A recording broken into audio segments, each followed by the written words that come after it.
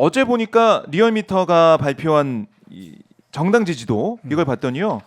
민주당과 국민의힘 지지율 격차가 윤석열 정부 출범 이후 최대치를 경신했습니다.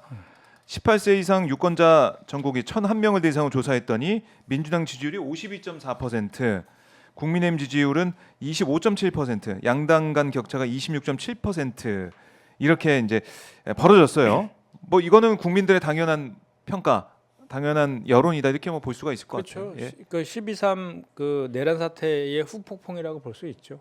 그 뭐 첫 번째 그 탄핵 그 의결할 때는 본회의장에 집단적으로 불참하고 두 번째도 또 뭐 85명이 집단으로 또 반대도 하고 예, 무효기권 뭐 이렇게 나왔기 때문에 그거에 대한 국민들의 그 준엄한 심판이라고 보면 정확한 것 같습니다. 준엄한 심판이다. 근데 한동훈 대표는 네. 사실상 쫓겨난 상황이 되지 않았습니까? 그러니까 예. 최고위원들이 사퇴다 해버리니까 이제 지도부가 붕괴돼서 어제 사퇴 기자회견하고 떠났는데 국민의힘은 뭐 한동훈 대표의 그동안의 행정이나 이런 걸 떠나서 어쨌든 탄핵에 찬성하자 당론 만들자는 한동훈 대표를 쫓아내는 셈이 되니까 지금 국민들이 볼 때는 국민의힘은 탄핵에 이제 반대한 어떻게 보면 좀 내란에 동조한 거 아니야 이런 비판까지 하고 계세요? 그렇죠. 실제로 그 과정이나 네. 결과론적으로는 그렇게 된 거죠. 그리고 그렇게 하는 가장 큰 이유 중에 하나가 이제 친윤 의원들이 그런 걸 이제 중진 친윤 의원들이 그거를 주도한 거 아닙니까? 그리고 네.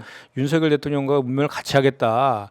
그 겉으로는 그 2016년도에 탄핵 트라우마 때문에 뭐 이렇게 가다가는 보수가 괴멸할 수 있다. 뭐 이렇게 명분을 이야기하고 뭐 이재명 대표한테 대통령을 헌납할 수 없다. 이렇게 겉으로는 이야기하고 있지만 지금 저 국민의힘에서 하는 행태들이 결국은 보수를 괴멸시키는 길로 가고 있다는 걸 본인들만 모르고 있는 거죠. 그러니까 결론적으로는 여전히 TK나 대구 경북에서는 네. 지금 지지율이 버텨주고 있거든요. 버텨주고 있는 그러다 보니까 그 국민의힘 의원들이 대부분이 대구 경북 쪽이 많잖아요. 네. 그 수도권에 있는 그 의원들 중에 그 찬성한 사람은 거의 없잖아요. 그죠? 그렇죠. 윤상은 의원 정도 있을걸요 아마. 네. 그죠? 김재섭 의원도 다 찬성했고. 그러니까 수도권은 민심이 완전히 그 민심을 따르지 않으면은 본인이 정치 계속 이어갈 수 없는 정도의 민심인 건데 달라요. 대구 네. 경북은 또 안 그러니까 그러니까 바뀌진 않는 거죠 정당이. 그래서 오히려 그 윤상현 의원이 뭐 통치행위라고 해서 막 무슨 막말을 막 하던데 본회의장에서 네. 그것도 오히려 이제 그 윤상현 의원이 자기가 그 오히려 저는 그 국민의힘의 그 보수층의 구구 보수층의 지지를 받아가지고 당 대표라든지 한번 해보려고 하는 그런 저희가 밑에 깔려 있는 것 같아요. 그러니까 그냥 극단적인 그 구구 보수층만 자꾸 가겠다 네. 이런 거죠 지금. 그리고 실제로 윤석열도 저는 이제 대통령이라고 표현을 지금 안 하고 있는데 일부러 윤석열도 그렇게 지금 본인이 그 탄핵이 가결된 이후에도 사과나 반성은 단 한마디도 없이 뭐 광기 어린 칼 뭐 잠시 멈추지만 뭐 끝까지 포기하지 않겠다라고 하면서 구구 보수들에게 이렇게 선전선동도 하고 메시지를 던진 거 아니에요? 네. 끝까지 싸우겠다라고 하는. 그러니까 거기에서 계속 이제 같이 하고 있는 것인데 그렇게 했다가는 결국은 그 국민들의 준엄한 또 역사의 심판을 면치 못할 거거든요. 그거는 뭐 그동안의 과거의 그 사례들이나 경험들 통해서 다 확인된 내용들 아닙니까? 네. 같은 길을 갈 수밖에 없는 그 저들의 처지도 참 어떻게 보면 되게 딱하다 이렇게 생각이 됩니다. 그러니까 뭐 추경호 전 대표 같은 경우는 그때 계엄 당일에 우원식 국회의장한테 전화해가지고 좀 표결을 좀 밀어달라 네. 이렇게 얘기를 했다는 거 아닙니까? 네. 그걸 볼 때 와 어떻게 이제 국회 그리고 이제 여당의 원내대표인데도 불구하고 투표를 밀어달라는 얘기할 수 있을까? 빨리 의원들을 오라고 해서 국회 본회의장에서 표결을 빨리 진행하는 게 맞는데 좀 밀어달라. 그리고 당사에 의총하니까 모여달라 이렇게 메시지 보내고. 네. 그러니까 그 뭐 이제는 윤석열 대통령과 통화했다는 것도 확인된 거 아닙니까? 추경호 원내랑 그 저 계엄 선포한 이후에. 네. 그러니까 사전에 혹시 이렇게 알고 있지 않았을까라는 의혹도 좀 있어서 이제 수사를 이제 해보면 알겠지만 네. 명백하게 그 뭐 18명만 지금 본회의장에 들어왔었잖아요. 그 한동훈 대표하고 같이. 그 나머지는 안 들어온 거니까 그거에 대해서는 뭐 그 당연히 이제 추경호 원내는 본인들은 뭐 아니라고 하고 있지만 네. 뭐 진실은 뭐 수사나 이런 걸 통해서 밝혀질 거지만 분명히 제가 본회의장 있는 상황에서 보면 집단적으로 지금 말씀하신 것처럼 뭐 당사로 왔다가 그 당사로 의원들은 가 있는데 본인은 또 있었더라고요, 경로에 또 그때. 들어와 예. 있었다며요. 그렇게 상황 파악하려고 한 건지 그러니까 그게 몰라도 좀 이상해요. 그러니까요. 정상적이지 않잖아요. 뭔가 숨기고 있는 거죠. 그래서 국민의힘 지금 뭐 위원정당 해산해라 이런 목소리까지 나왔을 정도니까 이거 국민들의 목소리에 따라서 국민의힘도 바뀌어야 되는데 전혀 그럴 것 같지가 않아가지고. 아니 과거에 그 정당 해산 시킬 네. 때 그 장난감 총 뭐 이런 거로 해산시킨 거 아니에요? 음, 이번에는 저 개헌군이 총칼 들고 유리창 깨고 국회 침탈했잖아요. 그때랑 뭐 훨씬 더 준엄하고 그런 그 이원적인 그 계엄에 대해서 지금 국민의힘이 지금도 계속 두둔하고 동조하고 있잖아요. 지금 그 권성도 원내는 하는 거 보면 그 탄핵 심판에 헌재 심판에 대해서 심판관을 임명하지 못하도록 방해하고 있는 거고 계속해서 거부권 행사라고 그 권한대행한테 압박하고 있고 막 이러고 있는 거 아닙니까 지금? 네. 그러면 그런 거에 대해서 그 이원정당 해산 신청할 수 있는 거죠. 정부에서 한다면 충분히 가능성이 훨씬 더 높다고 보고 네. 또 탄핵 그 사유도 보면 박근혜 전 대통령은 최순실 태블릿 PC 그거잖아요. 그렇죠. 민간인의 국정농단. 국정농단 정도인데 이건 그게 아니라 완전히 그냥 군인이 개헌군이 총칼 들고 쳐들어온 걸 온 국민이 그걸 목도했는데 네. 그걸 아니라고 거짓말하고 있는 이런 거에 대해서 어허. 이게 용납이 됩니까? 국민들이 판단을 할 것이다. 네. 예. 용납이 안 되는 상황이다라고 말씀하셨는데 이제 한동훈 대표의 사태 또 국민의힘의 이제 비대위 체제가 어떻게 될지 모르겠지만은 일단은 조기 대선 가능성이 높기 때문에 지금 이른바 이제 여권 내 잠룡들도 움직임이 좀 활발해지고 있습니다. 네. 오세훈 서울시장이 이렇게 글을 어제 올렸네요. 편가르기 할 때가 아니다. 하나가 되자라고 호소를 했고 또 홍준표 대구시장도 지금 보면은 조속히 당 정비부터 하자 이렇게 얘기를 하면서 찬성했던 의원들은 뭐 이 민주당 이중대 행각에 불과했다는 걸 알려줘야 된다 이렇게 또 강조하고 있더라고요. 이제 대권 주자들이 지지층한테 좀 호소를 하고 있는 것 같아요. 대권 주자 여권의 대권 주자 움직임은 좀 어떻게 보고 계십니까? 근데 보니까 이제 한동훈 대표는 이제 쫓겨났잖아요. 네. 제가 볼 때 한동훈 대표도 이제 조기 대선 하면 또 나오고 싶은 생각이 있을 건데 가만 안 둘 것 같거든요. 국민은 내에서 대선 주자가 될 수 있을지 그건 좀 그러니까 제명시키거나 의구심이 뭐 탈당시키거나 이렇게 할 것 같아요. 가만 안 둘 것 같아 내가 봤을 때는. 아니 그 얼마나 미웠으면 한동훈 사살령까지 내릴 정도로 이렇게 미워하는데 그 가만 두겠어요. 네. 그리고 실제로 한동훈 대표 같은 경우는 결과론적으로는 이번 탄핵 가결에 사실 그 역할을 한 건 분명한 사실이죠. 근데 이제 그 오락가락하는 그 뭐 한순간 또 무슨 공동 정부 뭐 해가지고 한덕수 총리와 같이 나오고 순간 그 제2의 쿠데타 네. 내라는 뭐 딱 하다가 딱 그 거기 제동이 걸리는 바람에 또 왔다 갔다 했잖아요. 네. 그게 좀 아쉽죠. 아쉬워가지고 본인의 이제 정치적인 생명을 본인이 막 이렇게 오히려 재촉한 그런 측면이 있는데 네. 어쨌든 한동훈 대표는 나올 가능성은 이제 대단히 희박해지는 상황에서 보면 주로 이제 오세훈, 안철수, 홍준표 정도가 보이는데 뭐 오세훈 씨는 또 탄핵에 찬성한다고 밝혔더라고요.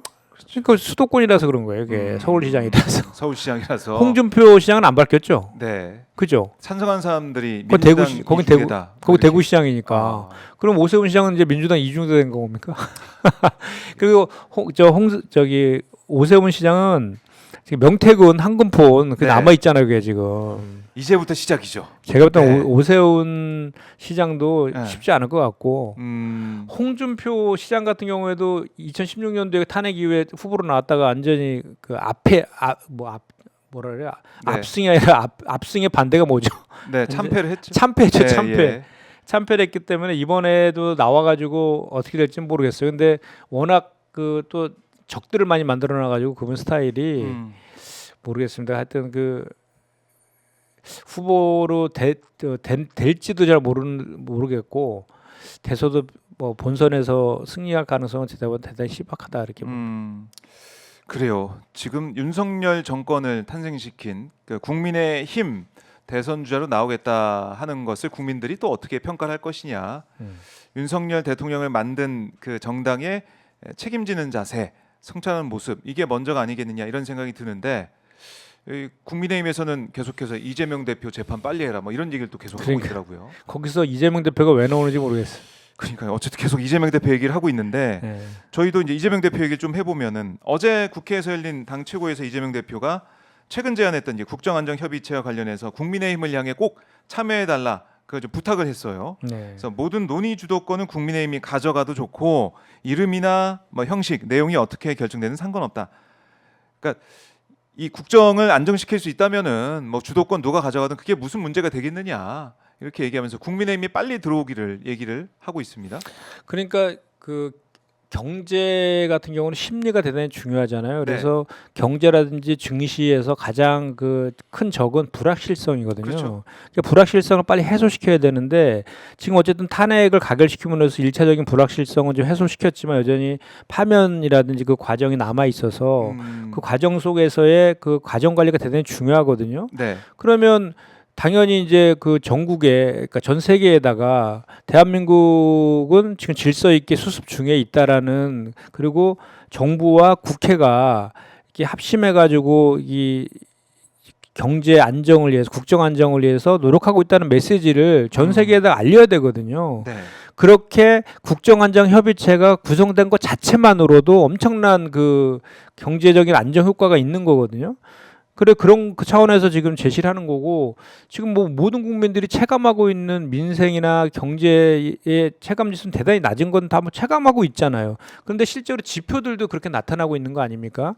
그 제가 이제 우리 국책연구원에 이 우리 총리실 산하에서 제가 이제 산업연구원이라든지 이런 쪽에다가 이 탄핵이 지금 내란이 탄핵이 그 경제에 미치는 영향에 대해서 분석을 의뢰해가지고 답을 받은 게 있거든요. 네. 대단히 그 영향을 많이 미친다라고 하고 있고 빨리 불확실성을 해소해야 된다라고 그렇게 답이 왔거든요. 그 실제로 뭐 주식 같은 경우에도 지금 약간 이제 안정세라고는 하고 있지만 그 개인들이 투매를 지금 하고 있는 것도 계속 이어져 가고 있고 환율도 지금 그 1,400원대가 넘어가서 레고랜드 사태 때에 거의 그 근접치까지 가고 있는 상황이고 채권 시장도 지금 국채 금리도 막 올라가고 막 이런 그러니까 어쨌든 그 국내외의 그 금융 시장이 지금도 여전히 불확실하거든요. 그러게요. 지금 불안정하거든요. 그래서 이거를 안정화 시켜야 되는데 지금 이제 그 계엄 선포할 그때 그 시점에 비해서는 좀 안정화된 그 저 측면이 좀 있지만 여전히 불안정한 상태인 건 분명한 사실이거든요. 이거를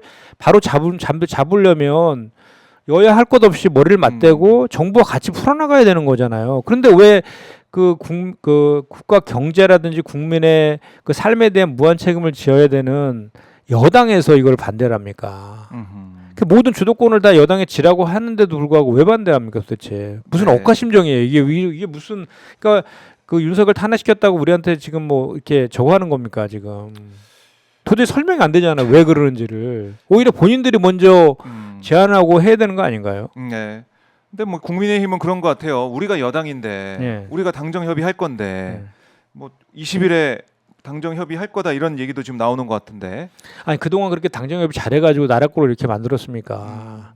그러니까 반성을 좀 해야 되잖아요. 반성을. 그리고 이제는 대통령이 탄핵됐기 때문에 정확히 얘기하면 여당이라고 할 것도 아니에요. 그냥 국회인 거죠. 그래서 국회다. 지금 대한민국 사회에서는 유일하게 선출된 권력은 지금 네. 입법부밖에 없습니다. 대통령이 탄핵되었기 때문에.